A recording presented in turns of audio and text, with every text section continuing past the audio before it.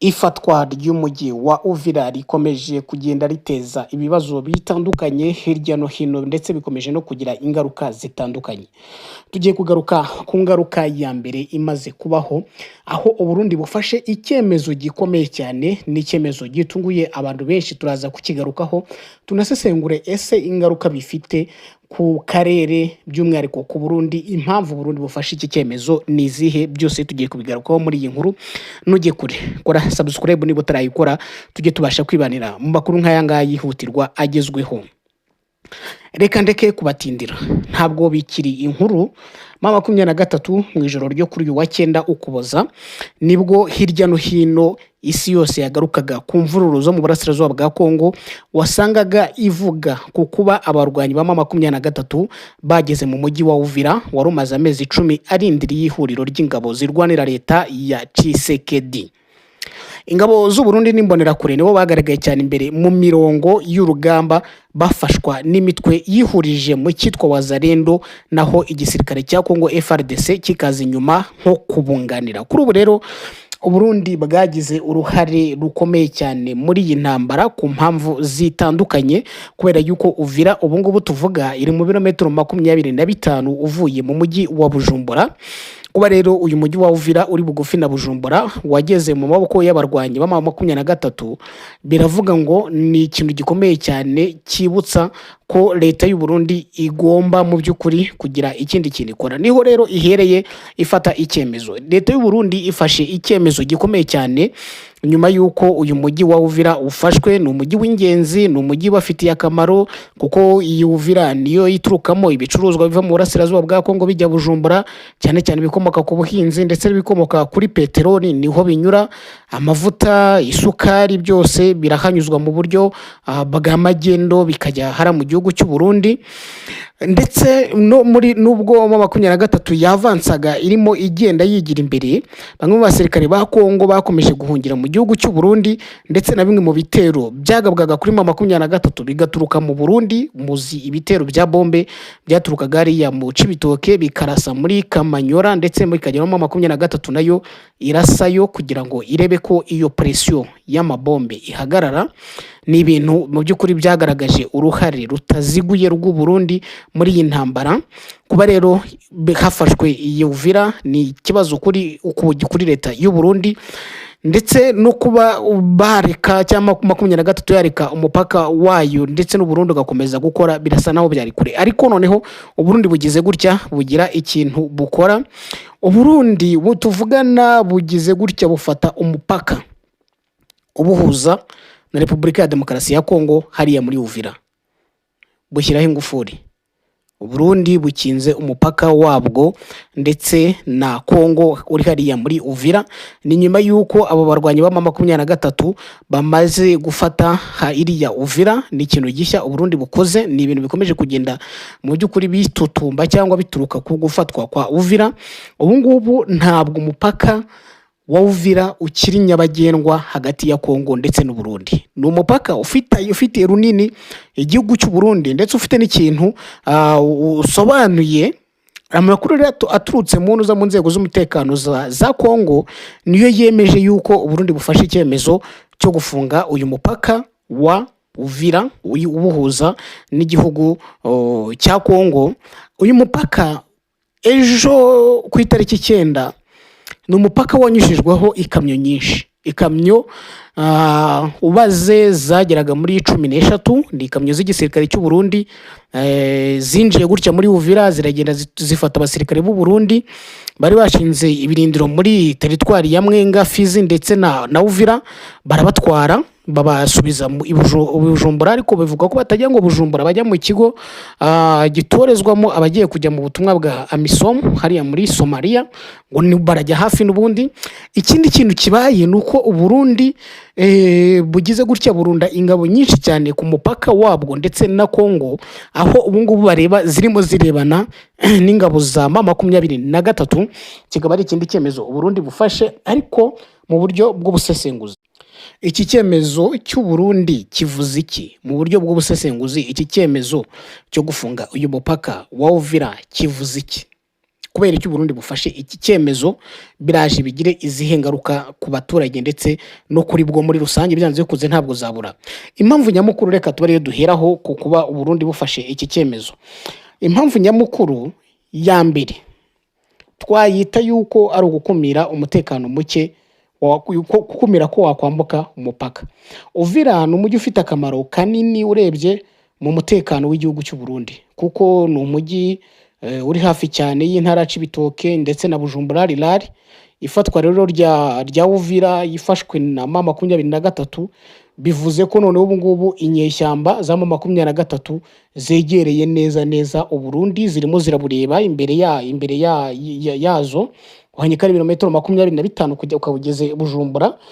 Noneho ibingibi rero kuba inyeshyamba zegereye cyane Uburundi bishobora gutuma habaho kwinjira kw'abarwanyi mu Burundi. Bivuga ngo Uburundi bufunze umupaka mu rwego rwo kwirinda ko M23 ishobora kugira gutya ikagenda muri izo mpunzi, cyangwa Abarundi bamaze kubibona yuko hari abarwanyi ba M23 cyangwa bareditabara barimo kwinjirana n'impunzi baturutse hariya muri Kongo, dore ko muri Uvira abaturage benshi barimo barahunga bajya Bujumbura, abandi bakajya Karemi muri Tanganyika. Ibi rero bishobora gutuma Uburundi bugira impungenge, kuko kwinjira ku bwinshi ko bitwa abaturage, ndetse abaturage barimo binjirana na Wazalendo, barimo barinjirana na FRDC, barimo barinjirana na FDLR, ni ukuvuga ngo Burundi harimo harinjira ikintu cyitwa umusirikare cyose ndetse n'umuturage. Uburundi rero gufunguye umupaka bashobora kuba bamaze kuvumbura yuko muri abo ngo barimo kwinjira harimo na M23. Bashobora nanone kufunga umupaka bavuga bati reka turebe twirinde yuko hari iyambuka ry'intwaro zishobora kwinjira mu Burundi mu buryo butemewe zikaba zakora ibara. Icyo ngicyo nacyo bashobora kubikora. Ikindi nanone bakareba bakavuga ngo hashobora kuza kuba ibikorwa byo guhohotera abaturage baturiye umupaka, reka tuwufunge. Gufunga umupaka rero ni imwe mu ngamba zo kwirinda yuko intambara yakinjira mu gihugu cy'u Burundi. Ubwo ni ubusesenguzi nimero ya mbere. Ubusesenguzi nimero ya kabiri, hari ukureba yuko Burundi bushobora kuvuga buti ese mu by'ukuri hari ugutinya mu by'ukuri ko hakwinjira impunzi nyinshi zitagize ibiki zitagenzuwe.